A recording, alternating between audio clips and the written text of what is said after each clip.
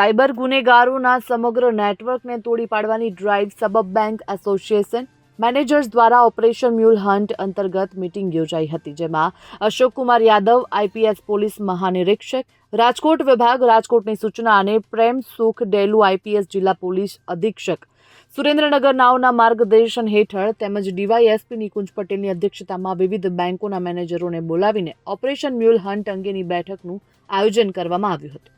આ બેઠકમાં સુરેન્દ્રનગર જિલ્લાના police inspector, LCB, SOG, technical cell, cyber crime police station નાઓ હાજર રહ્યા હતા. તેમજ સાયબર પોલીસ સ્ટેશન, એલસીબી અને એસઓજીની ટીમો બનાવવામાં આવી હતી.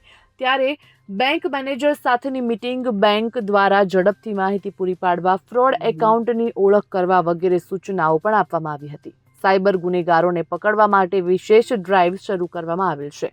આ ડ્રાઈવ આજથી 5 દિવસ સુધી ચાલુ રહેશે.